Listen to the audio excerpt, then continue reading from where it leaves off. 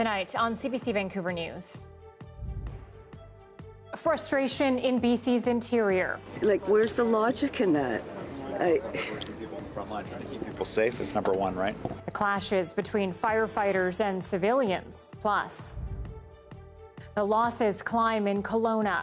The mountains around our community are going to look different. Up to 200 buildings are now estimated to have gone up in flames. And an explosion rocks downtown Prince George. Holy. The aftermath and the injuries.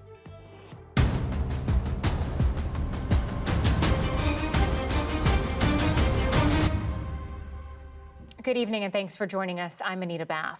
The wildfires are starting to ease tonight in parts of BC's interior, but the losses are growing, and so too is the frustration. Some residents say they feel abandoned by the province. Renee Filipponi has our top story. Yeah, the house that was there was a super nice house. Along the north shore of Shuswap Lake, waterfront homes have burned to the ground. The fire leaving only chairs on the beach and a Canadian flag. What's the level of frustration of people in this area? Right here. It's up there. Darren Tuoko takes us on a tour of the destruction. He's been ferrying people and supplies into evacuated areas. He says some who defied the orders were able to save their homes. People just, they decide to say no and not go. Why? And lose everything when you can literally fight it. You got pumps, water right here. I'd do the same. Where's our support? Looks like everything's burning around us. There are growing tensions between police enforcing evacuation orders and residents who stayed behind. Officials continue to stress it's not safe to be there among the fallen trees and downed power lines. And they are putting themselves at an extremely high amount of danger going into a fire-impacted area. Oh my God. BC Wildfire Service says this was one of the most aggressive fires it's ever seen. It even forced crews to pull back at one point. This video shows how some residents fought the flames to save their homes. These people out there right now, they're putting their life on the line and they're proud of it. Avery Schoaf and his son stayed too. He defends their decision, saying he has the right to protect his home. They're not going to give up, and they're not really good at following rules. They know what's happening. We feel like we've been abandoned. This resident also stayed to document what's going on. She says the community needs much more support. But there are many people that have lost their homes, some people who have lost their businesses, and some people who have lost their homes and businesses here. Some evacuees took their concerns directly to BC's Premier on his first visit to the fire zones. They're getting arrested. There are police boats at the shore, stopping supplies, fuel, for generators. People in Inglemont running out of food. They're trying to help boat stuff over. Like, where's the logic in that? Frontline trying to keep people safe is number one, right? There are 200 municipal and wildfire fighters working in the Shuswap area. The province is urging people to abide by the evacuation orders. The concern is if this fire flares up again, resources will be needed to rescue people instead of fighting the fires. Renee Filipponi, CBC News, Kelowna. Now, several homes in the Little Shuswap Lake First Nation are also gone. David Eby spoke with band members there today. John Hernandez is hearing their stories of survival and grief. Too old to start over again? The weight of the loss is still sinking in for Barney Toma. He fled his Squillax home on Friday. I think it was Saturday night it became official that I lost everything. Standing there and wondering, okay, what do I do now then? I had nothing. Hopes for the future dashed. As a comic collector, 34,000 comics gone. That was my retirement fund. Stories of loss and survival at this Kamloops evacuee camp heard firsthand by BC's Premier this morning. Barney's brother, the chief of the Little Shuswap Lake First Nation, also lost his home. I got my wife out with seconds to spare. Wow. And me and my brothers and that, we had to run to the river. And we got trapped underneath the bridge, and we thought, this might be it. But frustrations were also palpable in this camp, mounting concerns for those who have defied evacuation orders to fight fires themselves. Police boats at the shore, stopping supplies. This Lee Creek couple, shown earlier, lost their homes days ago. I've got brothers up there right now fighting to spot fires, and they stayed. And they need help. We need the cops to quit hindering the fire suppression. If there's looters, so what? It's only materials. We want to save the community. But that's not how BC's premier sees it. This is an incredibly fluid, dynamic, and dangerous situation.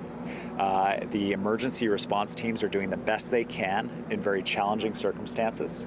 And my best advice to everybody is to listen to those emergency frontline responders. Messaging that's gotten through to many of the thousands of evacuees in the Shuswap region who believe crews are doing their best. I've fought fires for over 40 years too. I know what goes through, and you do what you could, where you could, how you could. A show of support during a time of tremendous loss. John Hernandez, CBC News, Kamloops. Okay, so clearly we're hearing it. A lot of frustration in the Shuswap area over how this fire is being handled. Let's bring in our Justin McElroy live with more on this. Justin, a lot more anger in that area compared to what we've seen with past fires, but also compared to what we're seeing in Kelowna at this point. What is behind the difference? Yeah, there are a number of reasons for the difference in the depth of anger. The evacuation orders for Kelowna were steadily issued throughout last Friday. The escape routes were generally close to highways, and the BC Wildfire Service was able to get in most places fairly quickly. Now, you contrast that with the Shuswap, where the fire spread very quickly on Friday night, but communication was much more chaotic. Some websites didn't work. And because of the geography of the North Shuswap as well, it took a while for firefighters to establish a large presence in areas like Scotch Creek and Lee Creek, Celesta, many of those smaller communities, which meant that locals who decided to stay or felt that they were already trapped had already started their own strategies for fighting the fire. And as a result, there's been more tension with the government than you might expect to see with most wildfires. Okay, and Justin, we heard from the Premier there at the end of John's story. Do you expect any changes from the government in this strategy? You know, we've heard from local officials that communication has improved since Friday and Saturday in terms of getting to local residents what they need. But in terms of overall strategy, no. And the province is facing an uphill battle when it comes to trust, particularly over the allegations of equipment being stolen. Now, ultimately, a lot of things can be true. The government does need cooperation in highly dangerous situations like this. And there are legitimate concerns from them in how some people have disobeyed orders. But the province got to the situation late. People are protective of their properties, and it's a hard conflict to untangle in the middle of a crisis like this one. All right, Justin McElroy, thank you.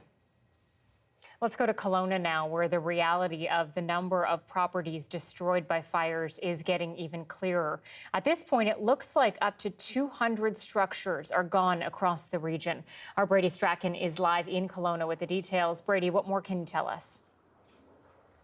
Well, Anita, you can see behind me, we can finally see the hills and behind us here. That's a sight we haven't seen in a couple of days here because the area has been so socked in with smoke. And that is also allowing emergency officials to get a better look from the sky at the damage. Off camera here, we're finally seeing hints of the blue sky. There's a little bit of wind that's taking the smoke out of here.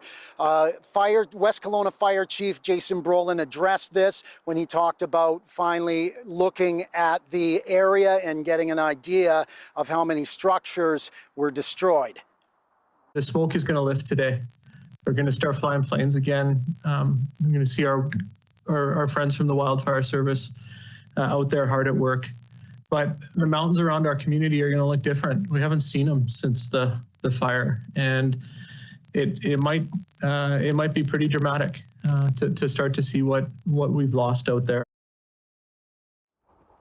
And Anita, Chief Brolin said now begins the really tough work of having to talk to homeowners about their loss and confirm those kind of details. We have some numbers, some more official numbers. You mentioned around 200 or a bit less than 200. Fire Chief Brolin said they expect about a little less than 70 in the West Kelowna area, about 20 on West Bank First Nation land, also in the area, and about close to other officials estimate that along further the communities further along West Side Road, there could be up to 100 structures lost, and then a handful more over in the Kelowna and Lake Country area. So if we're getting close to 200 structures lost, you can imagine this is a really devastating amount of destruction that we're getting a clearer idea of here in the Kelowna area, and it's getting close to the numbers of in 2003,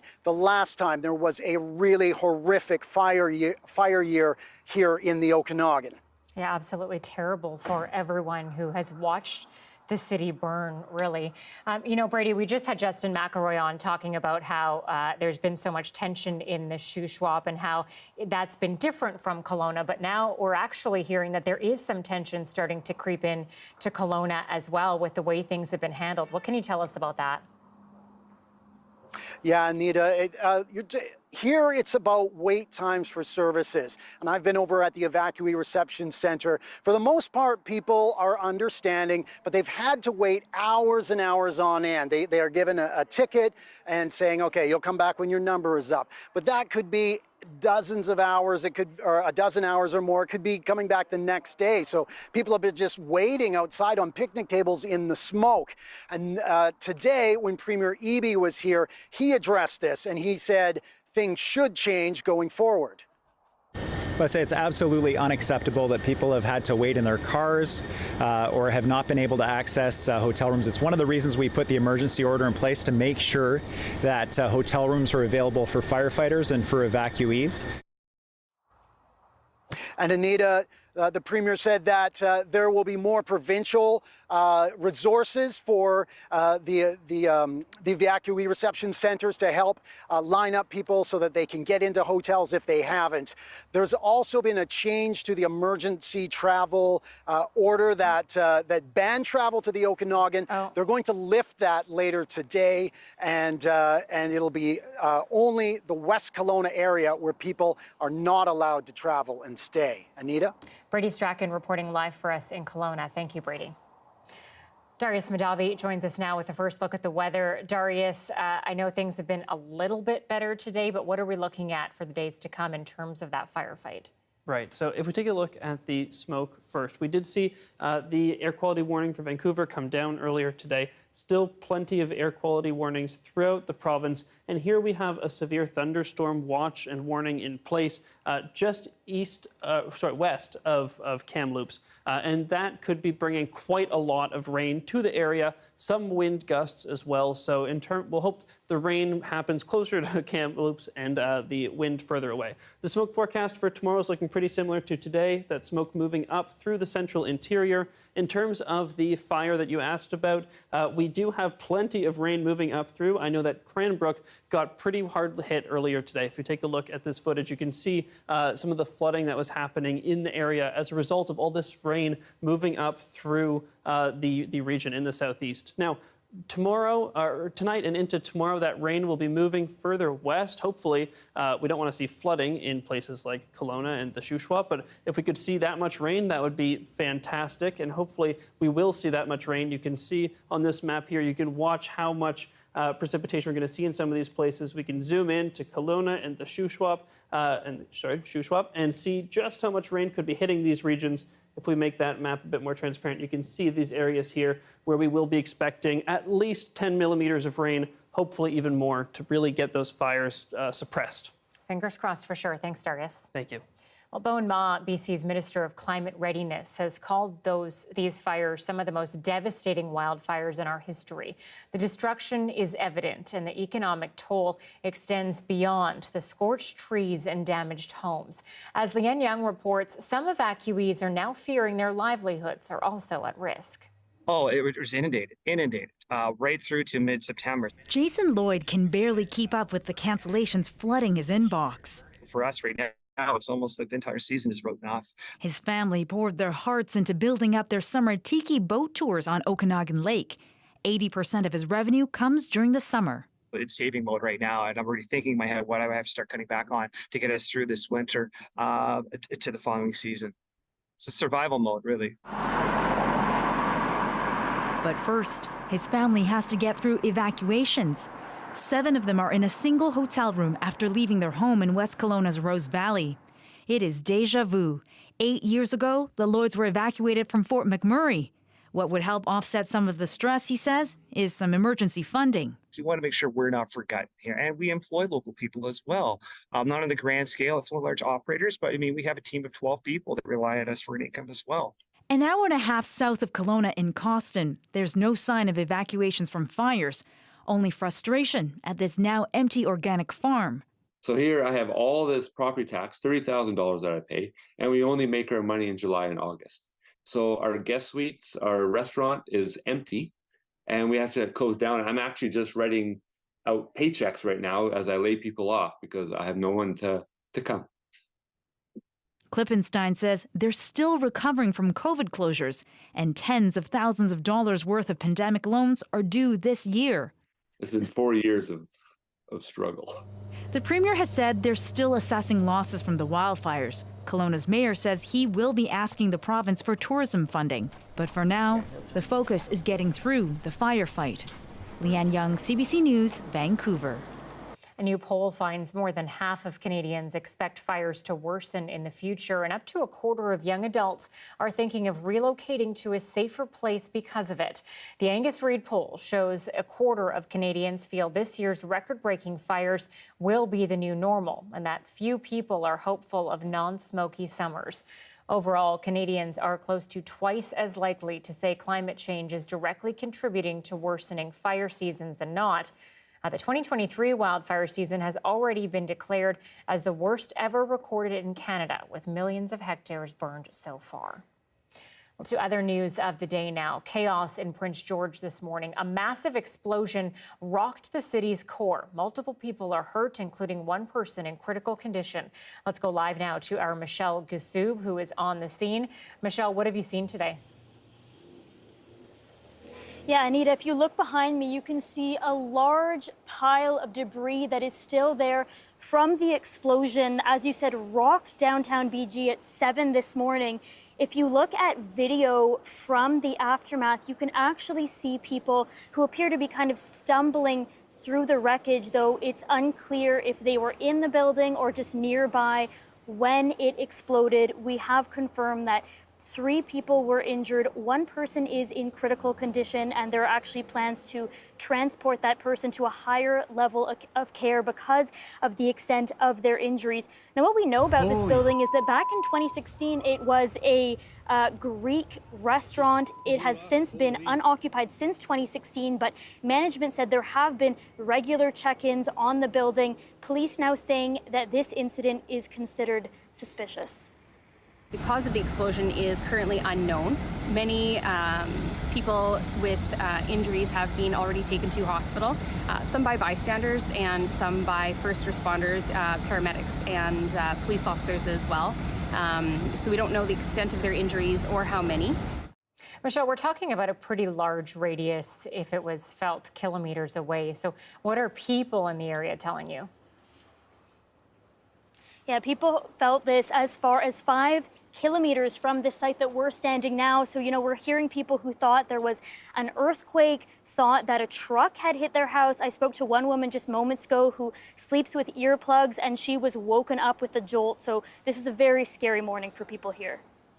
My ex and my daughter live just over there, and shook their whole apartment. And my daughter was scared. She woke up and she was just shaking. And Anita, it's interesting because there's buildings just behind us where the windows aren't damaged at all, but there are buildings actually 3 blocks away that had their windows just absolutely shattered. So lots of damage to businesses nearby, and business owners still assessing that damage at this time. Michelle Gussoub live for us tonight in Prince George. Thank you.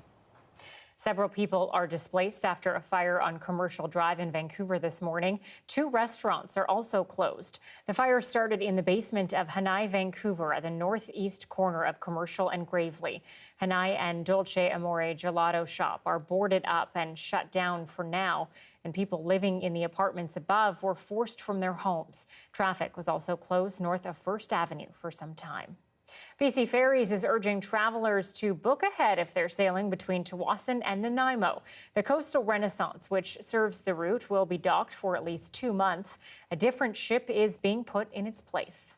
That vessel will service traffic on Tuesday and Wednesdays, and that will be true for the duration of the ship being out of service, the Coastal Renaissance. So that will help mitigate, not entirely, but in part, some of the impacts associated with the Renaissance undergoing an unexpected repair. The vessel is being repaired after it broke down last week. Multiple sailings have been canceled until further notice. BC Ferries is contacting passengers whose travel is affected. And we're now getting a first look at the new SkyTrain cars coming to Metro Vancouver. This is the first of a new generation of SkyTrain sets, and one of the big differences is, you can maybe spot it there, the length. While previous trains were 4 cars in length, the new ones are 5. 5 is the maximum that will fit into a station on the Millennium and Expo lines. The new sets are also entirely walk-through, so that means a lot more riders on each train. These will eventually replace the original train sets from the mid-'80s. Those are expected to retire at the end of 2027.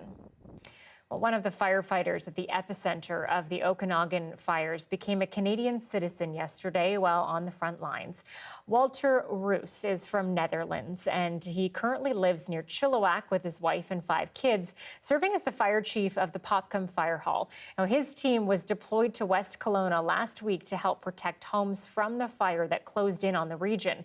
Yesterday, he paused to receive his Canadian citizenship in full uniform and surrounded by his colleagues. It was definitely a little bit different. I ended up talking in the morning to our task force leader and said that I had to do this at 9:30 if he could work with me on this. So he gave me a location that was as close to the city as possible so that we'd have cell service. And then I set up the laptop, or the iPad, and started the process there on Zoom. It was awkward, but it was interesting at the same time. So we had Zoom set up on the iPad, and did the whole work just sitting in my work gear. They definitely thought it was pretty interesting as well. Every now and then they'd peek their head through the window, just to kind of see what was going on. It was a funny and a kind of a good experience.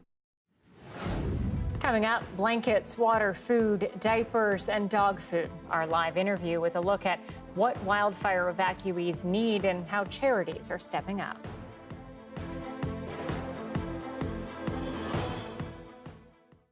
Thanks for staying with us during our commercial-free live stream tonight. With the ongoing wildfires and the devastation they are causing, we spoke with the president and CEO of Wine Growers British Columbia, and they're talking about what the impact this fire season has had on tourism in BC's wine region. Now we have Miles Broden on the line. Miles is the president and CEO of Wine Growers British Columbia. Thanks for staying with us, Miles, through the newscast. You know, just before that, you were talking about the hit that you've taken in terms of tourists not coming back to wine country after the pandemic. That surprises me. You know, we hear a lot about how people are eager to travel and are doing so, but you're saying they're not coming back to the wineries?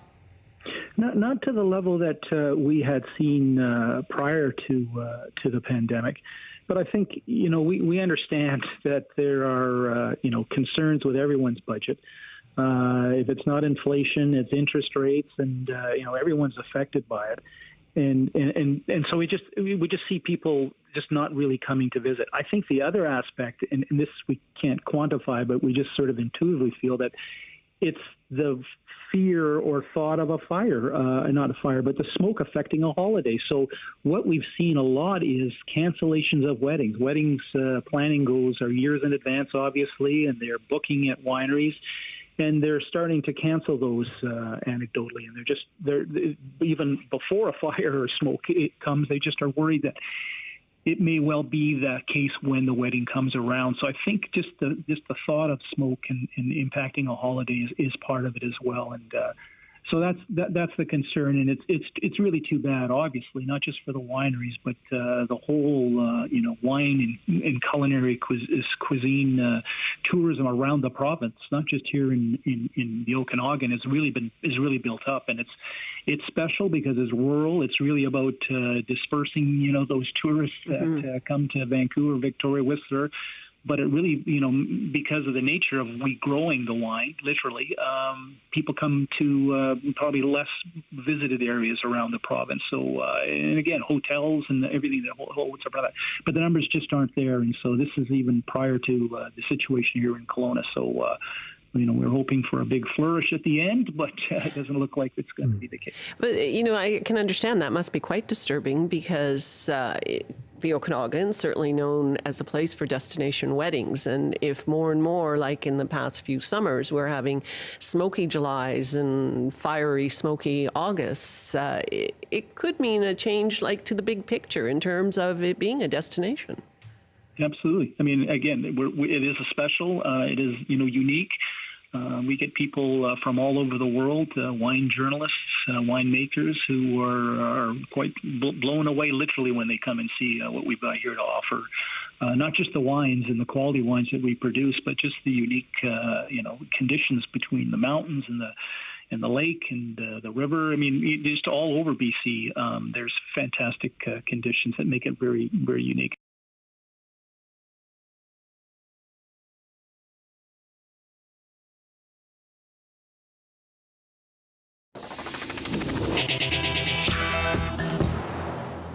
With thousands of evacuees needing supplies, charities across BC have been on the ground trying to help. Mamas for Mamas is a charity based in Kelowna. They're focused on giving aid to families, but they've expanded their services to all evacuees during these fires. CEO Shannon Christensen joins us live now. Shannon, I'm sure it's been a lot of boots on the ground over this last week and a half or so. How hard has it been to keep up? It has been exceptionally difficult to keep up with the demand for support going out to different shelters. We are supporting shelters from South Okanagan all the way out to North Okanagan in Kamloops. So the biggest problem we've had is too many donations coming in and not enough hands to get them to where we needed to go. But we have fixed that in the last few days. Okay, so you've got some more hands on deck. What are the types of items that evacuees are in need of the most right now?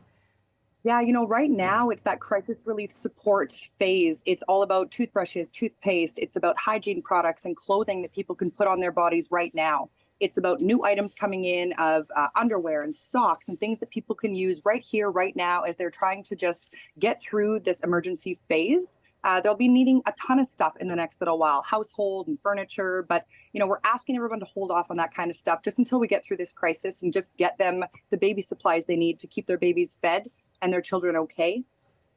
So if people do actually want to give things like furniture and those bigger items, they should kind of keep them aside and wait, and then you will actually need them shortly? Absolutely. And there's going to be a ton of nonprofits doing this work. We're going to, I'm sure, have the Restore and Share Society and all the thrift shops in town offering these items. But we've had so many calls of people wanting to give us furniture and cribs and kind of larger items that we will absolutely need in the next few weeks. But as I said, right now, it's all about redistributing goods as fast as we can to those who are in highest need and really just keeping that triage system sustainable and streamlined.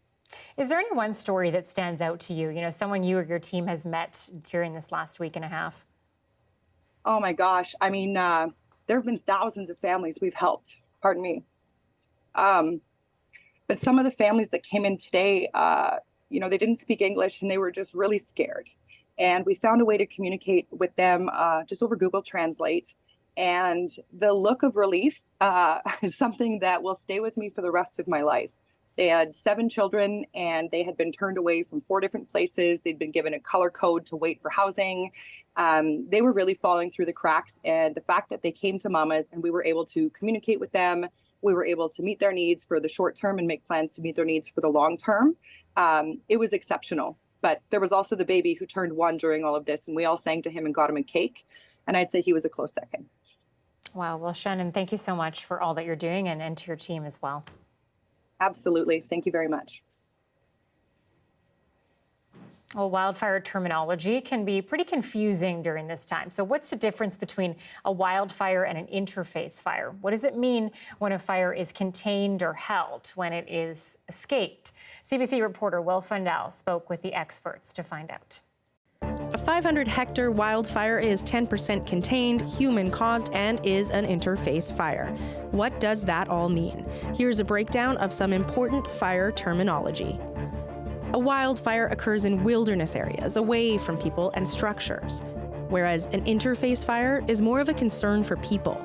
It means a fire could potentially affect man-made structures while at the same time burning natural fuels such as trees and shrubs. In this situation, a house fire could jump to the forest or vice versa. The size of a fire is measured in hectares. 1 square kilometer is equal to 100 hectares, so a 2,000-hectare fire is 20 square kilometers. Most sports fields are about a hectare in size, so imagine 2,000 football fields on fire. A fire is considered contained when a fuel-free perimeter has been established around it. If a fire is 20% contained, that means 20% of a perimeter has been established. It doesn't necessarily mean the fire is under control. A fire is out of control when it's not responding to suppression efforts or if it's grown after initial suppression efforts. A fire is being held when it is contained, but there are still hot spots to extinguish. An escaped fire has breached an established control line and remains out of control. If a fire threatens people or property, authorities might put out an evacuation alert. That signals to residents they need to be ready to leave on short notice.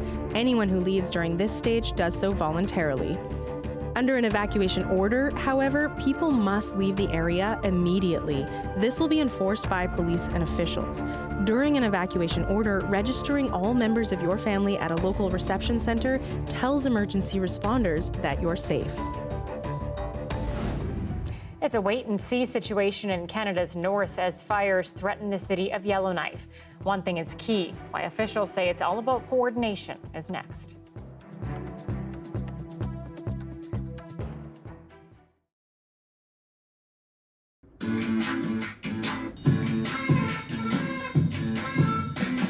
My main reason in calling is I wanted to give a real shout out to the fire service people. Things were kind of touch and go on Friday night, and so my wife and I went and spent the night in Penticton to support family friends who had been evacuated from the west side. They lived between Traders Cove and Lake Okanagan Resort and on Okanagan Lake, and they went down to Penticton for a couple of nights, so we went down to support them. And we were staying at a motel, and about 10 o'clock, 3 or 4 trucks pulled into the parking lot with fire crew. And they pulled out of their trucks with armfuls of pizzas and things. And I went over just to thank them and pulled some cash out of my wallet just to say, hey, listen, do you guys need something to wash the pizza down with? Either pop, there was a beer store across the street and things.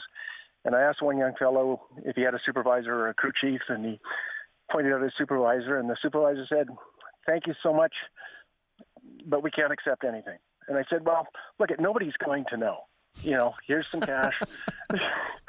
there's the beer store. You guys, they were, their shirts were covered in soot. Their coveralls were covered in soot. Their boots were dusty. Their faces were black. Their hats were dirty and brown. And they just, they looked like they'd just come out of, well, whatever. And they said, well, thank you. We appreciate it. And then the supervisor said, listen, I'll take a handshake. Wow. It's just amazing the effort that goes into saving other people's lives and their homes. And your story, Brad, is really touching. What did that feel like, Brad? Go ahead. So just to finish, gave him a handshake and thanked him. And then the young fellow that I spoke to initially, just one of the crew members, said, hey, I'll take one too. so gave him a handshake, and we bid our farewells, I think. And then I asked him, I said, where you guys have just come from? Because I didn't know if they'd come from the fire near Karamias. And he said, we've just come down from Kelowna.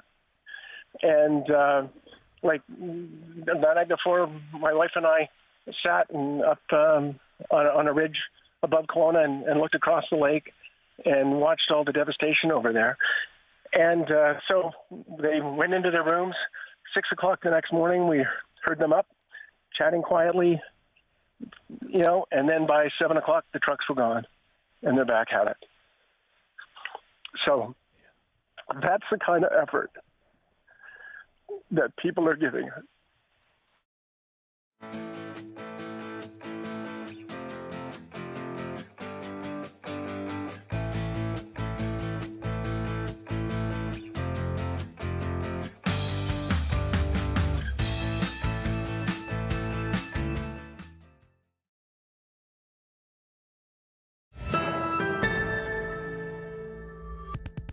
Crews in the Northwest Territories are working to tackle a number of wildfires threatening communities, including the capital. Water bombers and rain are helping in that fight. As Madeline Cummings shows us, volunteers are doing what they can to support those who have fled to Alberta.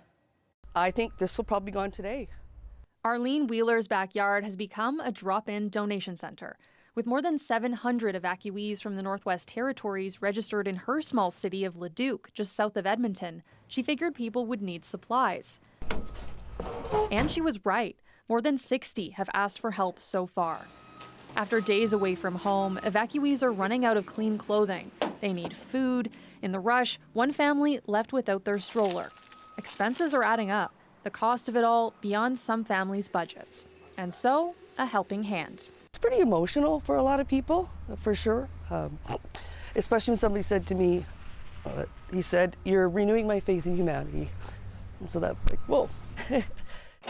Some evacuees don't have vehicles, so volunteers are going to them, visiting hotels and a local campground. Others are collecting donations in Edmonton. A local baseball club even opened its doors to families. So people can have some fun and take their minds off matters for a few hours. Evacuees say they appreciate the hospitality. Everybody's been praying for us. That's so amazing, like strangers. And then I went on a taxi with a lady I just met. She wouldn't let me pay for the cab and stuff like this. People are just gold, Help is also heading north, with communities in Western Canada sending firefighters and equipment to Yellowknife. These fire trucks sent in from the city of Edmonton. Rain has offered some help in the firefight there, but it's not enough. And wildfires still threaten several other communities in the territory. It is definitely not safe to come back to these communities. Evacuees know they won't be going back for a while. So for now, Alberta will be their home away from home. And volunteers are helping make that a little easier. Madeline Cummings, CBC News, Edmonton. Turning to the situation in Maui now, where hundreds of people are still missing after deadly wildfires tore through the town of Lahaina. Between 500 to 1,000 people remain unaccounted for, a staggering number of crews trying to determine how many made it to safety but haven't checked in and how many perished. Firefighters in northeastern Greece have found 18 bodies in a remote location where a wildfire has been burning for days. But with no reports of anyone missing from nearby towns and villages, Dominic Valaitis reports that authorities are now looking into figuring out if the victims may have been illegal migrants. These bodies were found in a remote rural area just south of the village of Avantis, which is in the northeast of Greece. It's not far from the Turkish border, and officials there say there haven't been any reports of local residents going missing in the area. So at the moment, they're looking into the possibility that these people were in the country illegally, that they were migrants. The broader Evros region where these bodies were found is a popular route for Syrian and Asian migrants crossing over from Turkey into Greece, into the European Union. An investigation is now underway. The working assumption is that they were migrants. Meanwhile, in the port city of Alexandroupolis, which is the regional capital of Evros, the same region where these bodies were discovered today, 65 patients, including newborn babies, had to be evacuated from a hospital as a precaution. Overnight, they were taken onto a ferry moored in the port, which is now acting as a kind of makeshift hospital where elderly patients are lying on mattresses on the floor while paramedics treat others on stretchers. Wildfires around this particular city have been raging uncontrolled for 4 days now, despite the best efforts of hundreds of firefighters on the ground. It is just one of a number of wildfires Greece is having to deal with at the moment, fires which have been exacerbated by high winds and temperatures which are pushing nearly 40 Celsius today. Dominic Velitis, CBC News, London.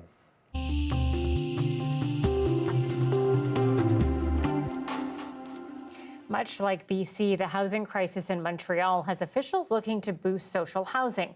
Now, that city passed a bylaw aiming to build 600 units per year, but they haven't seen a single one. As Sarah El-Daba reports, it's because developers are choosing to pay a penalty instead. Plus que jamais, l'habitation est au cœur des préoccupations des Montréalais et des Montréalaises. When the city announced a new bylaw in 2020, it was touted as a way to fight the crisis of affordable housing. Developers are required to set aside 20% of projects for social, affordable, and family units, or opt out by paying a penalty.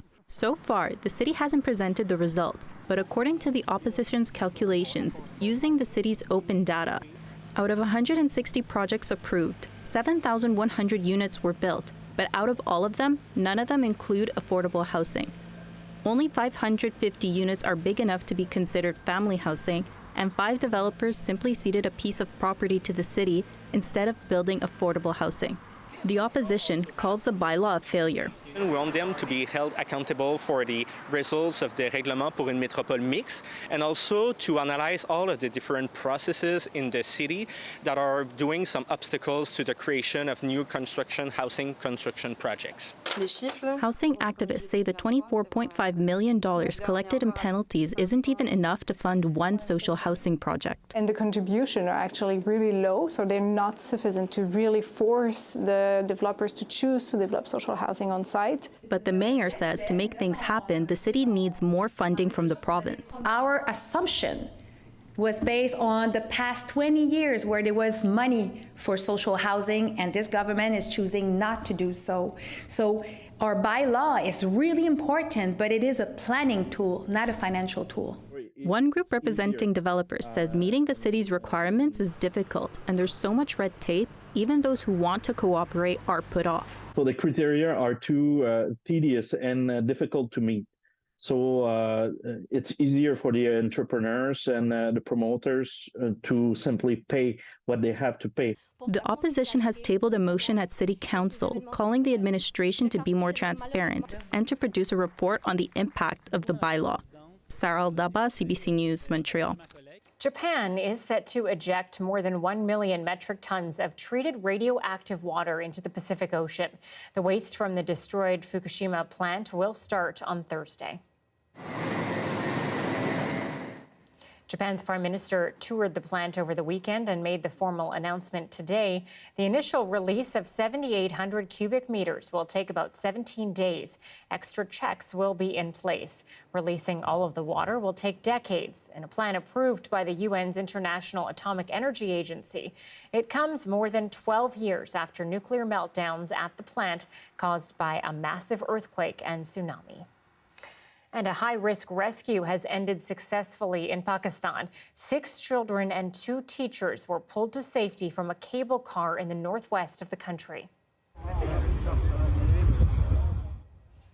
The students and teachers were taking the cable car to get to school when one of the cables snapped, leaving them hanging almost 300 meters above a remote ravine. Military helicopters managed to get one person to safety, but that effort was called off over fears the wind would cause the gondola to fall. After several hours, rescuers made their way carefully along the remaining cable and brought the trapped students to safety. It's an annual tradition at the P&E, the most inventive food. Curious combinations you hope taste good together. What surprises are in store this year? Well, we'll have that menu next.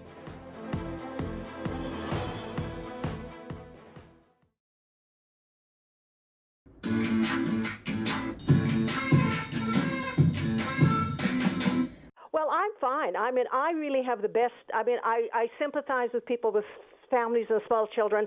I have no one to worry about but me. My sons are off independent, doing their own thing. My one's a volunteer fireman in another area. There's just me to look after. But I have had some experience with fires in another area, and it really taught me the lesson of being prepared. So as soon as I heard about the fires jumping at the lake, I thought, I'm going to get ready. And so I got up one night about 4 a.m, couldn't sleep, and I packed my car, had sort of a plan how I was going to pack it with all the most meaningful things for me. So by 9 o'clock that morning, I had it all packed, my stuff ready to go. And then we got the evacuation alert. So I was already done. But I learned that lesson from previous experience. Don't wait until you're in a panic. Okay, Sharon, I'm curious. What did you put in your car? All my memorabilia. I have endless picture albums. The things I put in that I could not replace. All my memorabilia from my 2 sons. All those things that I still had here at my place. Pictures. I have a big collection of music boxes because I'm trying to learn how to play the piano. And I just purchased a bunch, and I didn't want to replace those. Those are the kind that I knew just would be. But it was mainly memory stuff because I'd made a major move some years ago and had got rid of a lot of stuff. And since I've done that, I'm on such a frenzy getting rid of all kinds of stuff I don't need, don't want. It's just collecting dust. That's gone. It's all going to the thrift shops. So that makes packing a lot easier. Holy mackerel, does it ever. Focuses the mind wonderfully. And I loathe housework. And it really focused me. I accomplished more in 2 days than I've been dwiddling along here for 6 months. Sharon, can you describe the palpable, is the word relief correct?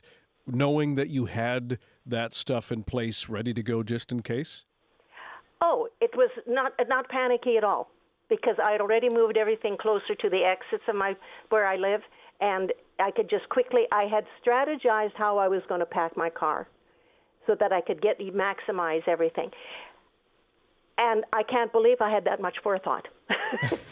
But I'm quite spontaneous and do a lot of things just sort of at the spur of the moment. Sure. But this really proved if you got a plan and you follow it and think ahead, it takes so much stress off. But I didn't have a lot of the challenges other families have, so my heart goes out to them. Absolutely, yes. It's easier if you just have to worry about yourself. Well, we're glad that you're safe and things are okay for you. Thanks so much for your call, Sharon. Oh, I have nothing but the highest of praise for the firefighting team, and that includes all the RCMP and everybody else. They've just done an amazing job. I feel totally secure here that I'll have all the information I need to know to keep myself safe. That's great. Well, you take care. Thank you.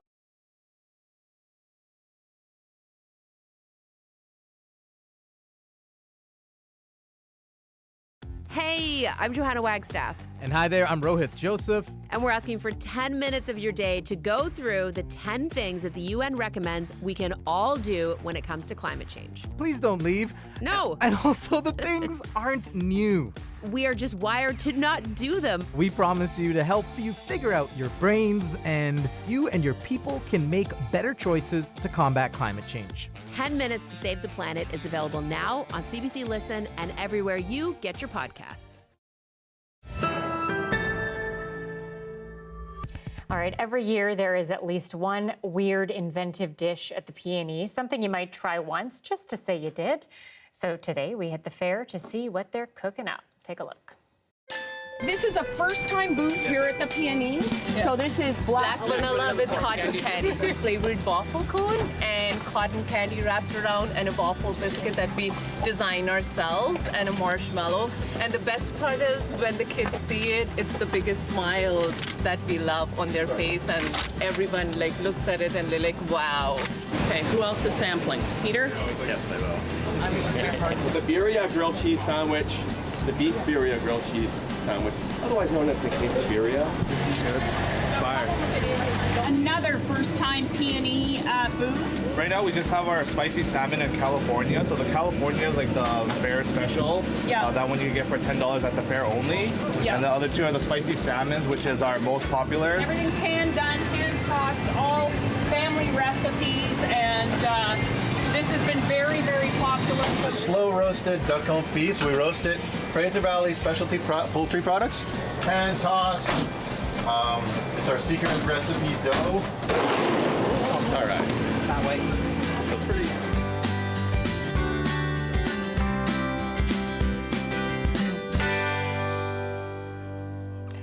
maybe I'm not seeing it all, but I'm not that weirded out this year. These aren't so bad. No, it's not that bad. I saw somebody at the CNE, though, this year, and they ate a cheeseburger ice cream. Oh, yeah, I saw that. And then, but to top it off, they finished with a deep-fried Mars bar. And I was like, you can't go from weird cheeseburger ice cream to deep-fried Mars bar. It's too normal to finish off. Yeah, you got to hit them with something a little crazier, right? You had cheeseburger ice cream. Now you can have cake, pizza. I don't know. That actually sounds okay. That's just normal pizza.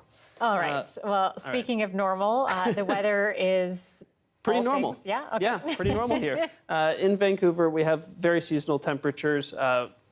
For the beginning of this week, at least heading into the end of this week, temperatures will start to come up as we have another high pressure system set up over the south of the province. So right now we're sitting pretty seasonal. Our lows at night are a little bit below, where it's a bit cool, but overall for pretty much the entire south coast, we're looking pretty much where we would usually be this time of year. If we take a look at the smoke forecast, which is not, there we go, you can see that we're pretty well, pretty clear, to be honest, but through the south coast. Victoria tomorrow going to be a little bit, get a little bit, but really just for one brief moment in the morning, and then it should clear up again for them as well. If we look at the precipitation forecast, you'll notice that you can sort of see the swirling we looked at earlier, and it comes through part of the island, and on the lower mainland, it misses part of Vancouver, further up the lower mainland, some rain, and Abbotsford over to Hope, getting some rain in the valley as well, but pretty dry for downtown and the other parts of Vancouver as well. Now, if we look at the entire province for tonight, you'll notice that temperatures are staying pretty low, mostly because of all that smoke and rain keeping temperatures down. And then you can see that rain continuing overnight, heading up into the central parts of the province by early morning. And tomorrow, a lot of that rain continuing for the central parts of the province. Oh, we're zooming in again. Central parts of the province heading up into the Peace, but clearing up a bit in the south. So this is tomorrow late afternoon. In the morning, we should still see some rain in some of these places, which is good news. We're hoping it'll last as long as possible.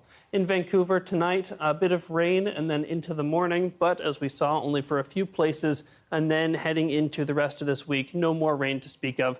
Temperatures staying pretty low or pretty seasonal, and lots of sun ahead. Thanks, Darius. Thank you. Well, since 1955, the Muppets have been on our screens, from Fozzie to Kermit to Gonzo the Great. Next, we meet the cartoonist who brings the famous puppets to life on paper. Stay with us.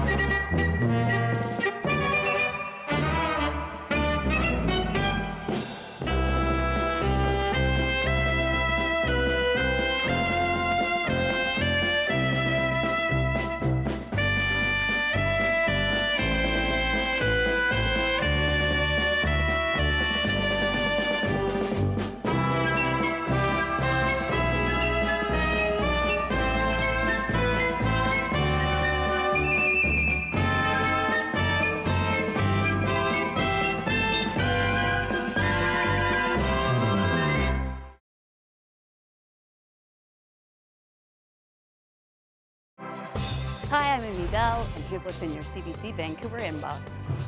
Support sustainable agriculture and celebrate local food with Margaret Gallagher at Feast of Fields. Enjoy the Gourmet Harvest Festival at the Stable Harvest Farms on September 10th. Tickets at farmfolkcityfolk.ca. And never miss a special programming series, event, or contest. Subscribe to CBC Vancouver's e-newsletter at cbc.ca/Vancouver inbox and keep connected with us.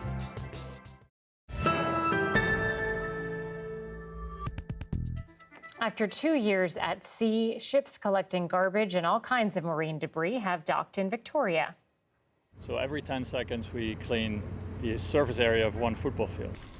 They use specialized nets to haul in trash and this week returned with 55 tons of plastic. Their ambitious goal is to remove 90% of the ocean's plastics by 2040. But even as they pick up some and seem to make a dent, more garbage collects. Mopping the floor and the bathtub is overflowing, right? A particular challenge is the Great Pacific Garbage Patch, which they estimate has a surface area twice the size of Texas. Well, the Muppets have been a household entertainment staple for generations. Since the passing of creator Jim Henson more than 30 years ago, his characters still live on today. And one of his cartoonists is still introducing those lovable characters to a whole new generation. CBC recently caught up with Guy Gilchrist as he was in Fredericton for FanFest. My name's Guy. What's your name? Alexa? Hi. You like Miss Piggy?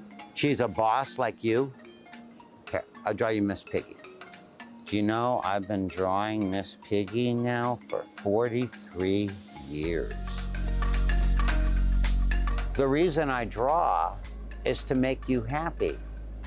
And I get to see you being happy right in front of me as I create something.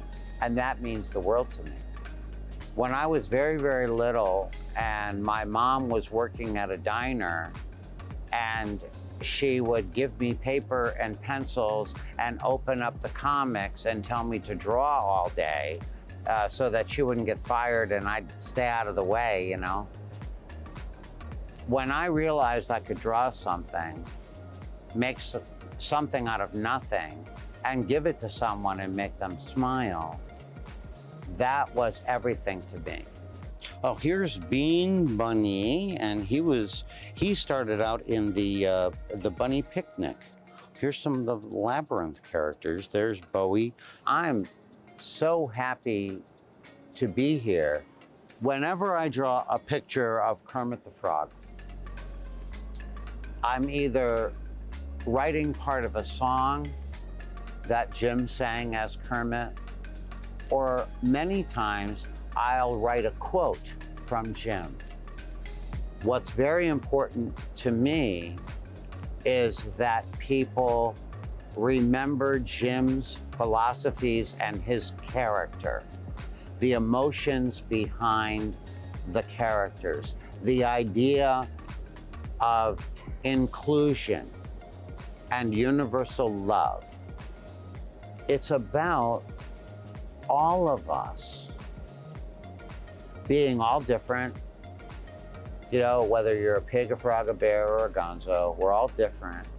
That difference is what is celebrated.